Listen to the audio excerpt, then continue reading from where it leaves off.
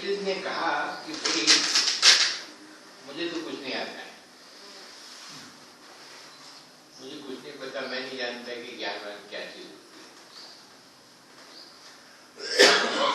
फिर भी हम सब जानते हैं कि उसने कितना ज्ञान बखारा है। ऐसा क्यों हुआ? इसमें खास बात मुझे जो महसूस होती है वो ये कि आप अदर की बात हो रही थी कि आप अन्य को कहाँ रखते हो। जो स्वतंत्रता आप अपने लिए चाहते हो, वो स्वतंत्रता आप दूसरे को देते हो या नहीं देते। आप व्यक्ति हो, दूसरा भी वैसा ही व्यक्ति है या नहीं है।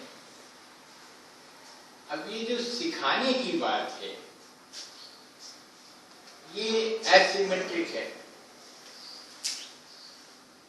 और इस एसिमेट्री में वो समानता गायब हो जाती है जो हम व्यक्तियों के बीच जिसकी अपेक्षा कर रहे हैं। तो इन बातों को हम कैसे सुलझाएंगे, ये एक मेरा प्रश्न है आप सबके विचार से। दूसरी बात ये है कि अब सोक्रेटिस कहता है कि भाई नॉलेज इज वर्च्यू, बेकन कहता है नॉलेज इज पावर।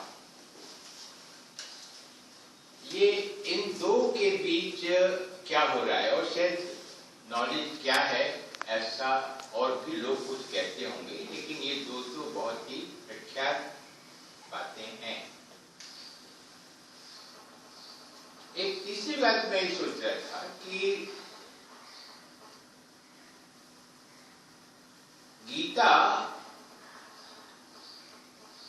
में अर्जुन ने अपना विचार, उसका विचार जो था वो कृष्ण के सामने उसको व्यक्त किया,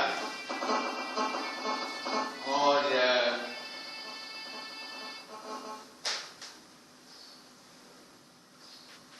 कृष्ण वहां नहीं रुके। यानी गीता 18वें अध्याय तक चली, ऐसी क्या जरूरत थी? एक बार कहते थे कि जब तुमने तय किया है कि ये न्याय की लड़ाई है, धर्म युद्ध है, तो उठो और धर्म युद्ध करो। एक आदेश उनको दे देते, छुट्टी हो जाती। ऐसा नहीं हुआ। और उसके बाद अर्जुन प्रश्न उठाते रहते हैं, और ये देखने की बात है कि किस, यानी कौन से प्रश्न के उत्तर के बाद अर्जुन को ये लगता है कि मेरी बात समझ आ गई। ढेर सारे प्रश्न हैं उसमें, जब विराट रूप दिखाते हैं तो थोड़ा बहुत समझ आ जाता है इसको कि क्या मामला है, उससे पहले कुछ समझ नहीं आता है। अभी मुझे इस सवाल में, यानी बहुत ही मुझे ये रोचक सवाल लगता है कि वो पूछते हैं कि भाई स्थित प्रज्ञ जो है वो कैसे बात करता है, कैसे चलता है, कैसे बोलता है। अभी राजकुमार जी ने बात की थी अनुभव की। अर्जुन जो वो कह रहे हैं उसको आत्मसात करना चाहता है, कैसे आत्मसात करेगा? उसके पास उसका अनुभव ही तो है। ये दूसरी बात। फिर एक तीसरी बात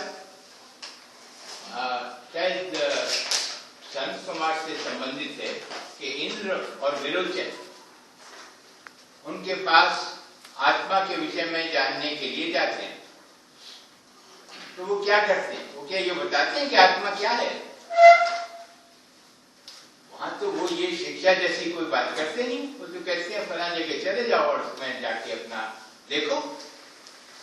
You have to find out for yourself. अपने आप से इसको देखना है।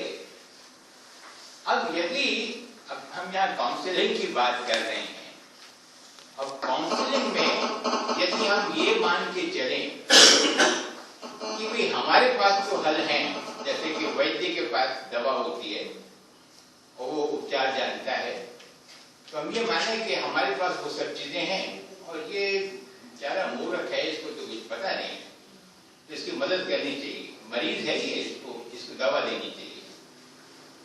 तो मैं सोचता हूँ कि ये कैसी बात होगी। मुझे ऐसा लगता है कि उसको हमें, यानी हम किसी रास्ते पे चल रहे हैं, उसको हम अपने साथ चलने को कहते हैं।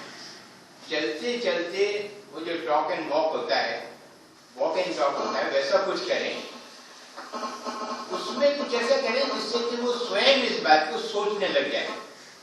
अगर ये हम नहीं कर सकते तो ये तो जो चीज हम करना चाह रहे हैं उसमें हम सफल नहीं हो पाएंगे। ये क्योंकि इस संदर्भ में इस पर कुछ बात हो रही है, उस संदर्भ में ये बात मैं कहना चाह रहा हूँ।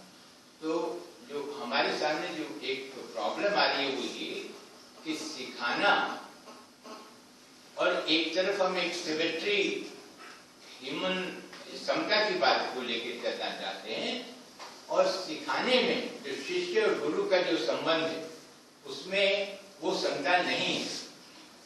तो उस समता को हम इस सिखाने की प्रक्रिया में कैसे ला सकते हैं, ये हमारी मूल, यानी हमारी भी अपनी समस्या है। Before we start doing counselling.